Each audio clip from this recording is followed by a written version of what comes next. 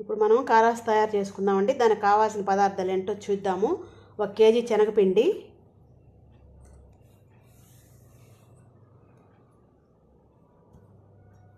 అరకప్పు బియ్యం పిండి. ఇది పొడి బియ్యం పిండి అండి. ఇది తూకంలో అయితే 100 గ్రాములు బియ్యం పిండి వస్తుంది.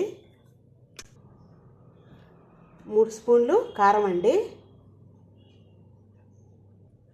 చిటికెడు సోడా ఉప్పు. ఇప్పుడు మిగతా ప్రాసెస్ చూద్దాము. ఇప్పుడు ఒక వెడల్పాటి గిన్నెలోకి శనగపిండి అంతా వేసుకొని చక్కగా ఉండలు లేకుండా ఇట్లా పొడి పొడిగా చేసుకోవాలండి. ఇప్పుడు ఇందులోకి 1/2 కప్పు బియ్యం పిండి,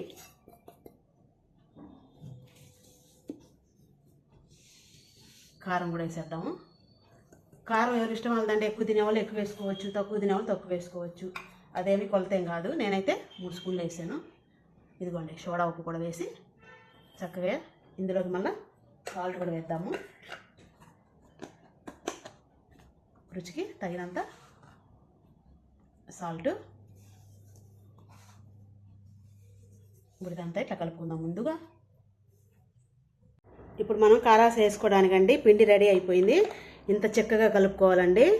ఇప్పుడు మిగతా ప్రాసెస్ చూద్దాము. మళ్ళా ఇదిగో ఇంత చిక్కగా ఉంటే బాగుంటుంది పిండి పూస వేసుకోవడానికి.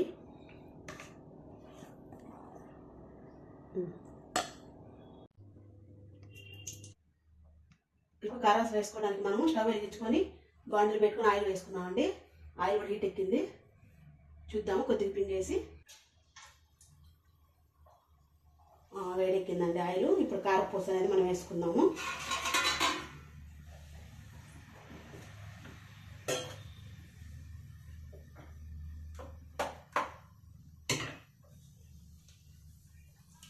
వేడి పెట్టేసుకుని ఇట్లా చేస్తూ అన్నామంటే మొత్తం హోల్స్లోకి పిండి అనేది వెళ్ళిపోయి చక్కగా పడిపోతుంది పూస అనేది. గెంటుతో అన్నామంటే లేటుగా పడుతుందండి పూస. ఎందుకంటే ఈ చిల్లులు అనేది కొద్దిగా గుంత ఉంటుంది కదా, అందులోకి గెంటు అనేది పోదు కదా. అందుకని చక్కగా ఇలా ఫాస్ట్గా వేసుకున్నామంటే కొద్దిగా పైకి ఎత్తుకొని, లేకపోతే చేతికి ఆవిరి అనేది తగిలిద్ది, ఆయిల్ ఆవిరి. చాలండి. ఇంకా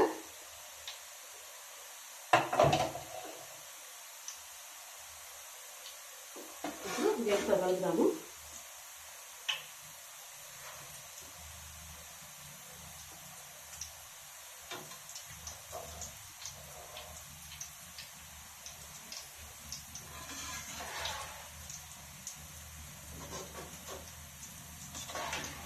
మీడియంలో పెట్టుకొని స్టవ్ వేపుకోవాలండి ఇవి.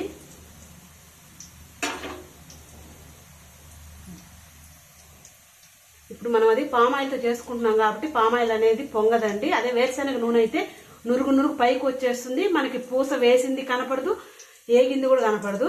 పిండి వంటలకు అనేది పామాయిల్ బెస్ట్ అండి. పామాయిల్ వాడండి. చూడండి, మనకి కారపూస మాత్రమే కనపడుతుంది కానీ నురుగు అనేది ఎటు సైడ్ నుంచి కూడా నురుగు అనేది రాలేదు. అందుకని పిండి వంటలకి ఖచ్చితంగా పామాయిల్ వాడండి.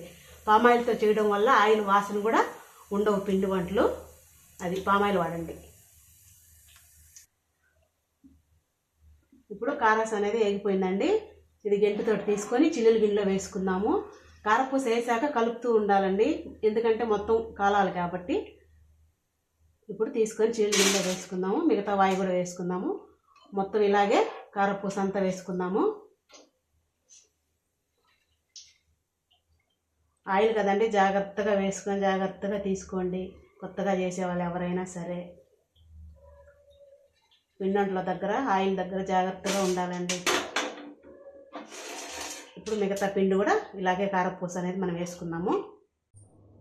ఇప్పుడు మనం కారాస్ అంతా పూర్తి అయిపోయిందండి. కారాస్లోకి కలుపుకోవడానికి మనం వేరుశనగ పప్పు అనేది ఆయిల్లో వేపుకుందాము. డైరెక్ట్గా బాండిట్లో వేసామంటే మన పప్పులన్నీ తీసుకునే లోపల మాడిపోతాయి. అందుకని ఇట్లా ఈ గంటలో వేసుకొని ఇట్లా ఆయిల్లో పెట్టేసి దీన్ని ఇట్లా వేసామంటే చక్కగా అన్నీ ఒకే సమపాలలో ఎగుతాయండి.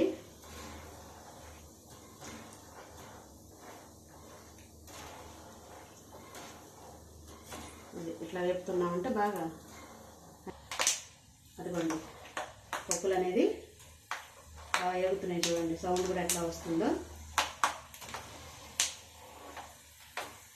డైరెక్ట్గా బాండిట్లో వేసామంటే కొన్ని పప్పులు బాగా మాడిపోతాయి, కొన్ని పప్పులు లైట్గా వేగుతాయి. ఇట్లా అనుకోండి, అన్నీ ఒకే లెవెల్లో వేగుతాయి అన్నమాట పప్పులు.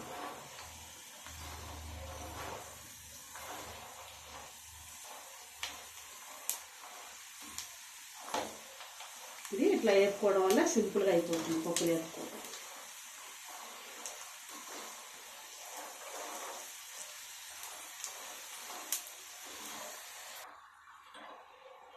పప్పులు అనేవి వేగాయండి. చల్లారాక కొద్దిగా కలర్ మారిపోతాయి, అందుకని కొద్దిగా ఇట్లా వేగినప్పుడే తీసేసుకోవాలి మనం. ఇప్పుడు ఇవి వేరే ప్లేట్లోకి తీసుకుందాము. ఇలాగే కరివేపాకు కూడా వేపుకోవాలి, దీంట్లోనే వేసుకొని. చూసారా, నూనె అంతా వడిచిపోయింది. ఇప్పుడు ఇవి ప్లేట్లోకి తీసుకుందాం. ఇప్పుడు ఇందులోకి కరివేపాకు కూడా ఇలాగే వేసుకొని వేపుకుందాము.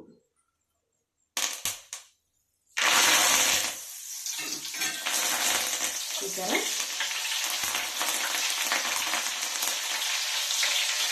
కొద్దిగా ముఖం అనేది దూరంగా పెట్టుకొని కరివేపాకు వేసుకోండి.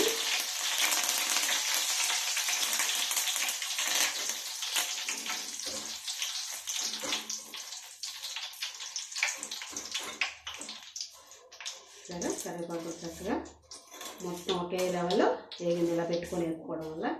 ఇప్పుడు మనం స్టవ్ అనేది ఆపేద్దాం. ఇంకా ఈ పప్పులు ఈ కరివేపాకు ఎత్తుకెళ్ళి చక్కగా కారాసులో కలుపుకుందామండి. మనం కారాసులోకి పైన అనేది కారపొడి అనేది కలుపుకోవాలండి. అందులోకి ఇది చక్కగా 2 తెల్లగడ్డలు చక్కగా తొక్కువలిచి పెట్టుకున్నవి,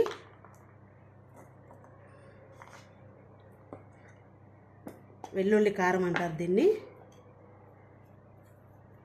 ఇందులో కారాసులో కూడా ఇందాక కారం వేసుకున్నాం కదా, దీంట్లో కూడా వేసుకోవాలి.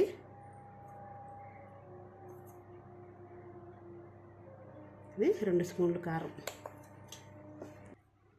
ఇందులోనే వెల్లుల్లి అలాగే కారము సాల్ట్ కూడా వేసుకొని మిక్సీకి వేసుకొచ్చుకుందామండి. ఇప్పుడు కారాసులకి వెల్లుల్లి కారం అనేది మనకి మిక్సీకి పట్టుకున్నామండి. ఇప్పుడు ఇది కారాసులో కలుపుకుందాము. ఈ వెల్లుల్లి కారం వేయడం వల్ల కారాసు అనేది మంచి రుచిగా ఉంటుంది, కమ్మటి వాసన కూడా వస్తుందండి. ఇది గెంటితో కలవదు కాబట్టి చేతితోటి కలపాలి చక్కగా. ఇట్లాగా మొత్తం అంతా వేసుకొని కారాసు మొత్తం. ఇది డబ్బాలో ఎత్తి పెట్టుకుంటాం కదా, ఆ డబ్బా మూత తీసినప్పుడల్లా కమ్మటి వాసన వస్తుందండి. ఎందుకు, వెల్లుల్లి కారం వేసాం కాబట్టి చక్కటి కమ్మటి వాసన వస్తుంది. ఇది మొత్తం చక్కగా ఇట్లా కలిసేటట్టు కలుపుకోవాలి. ఇప్పుడు కారాసులో వెల్లుల్లి కారం అంతా కలిపేసామండి. ఇప్పుడు వేపు పెట్టుకున్న వేరుశనగపప్పు వేద్దాం ఇందులో.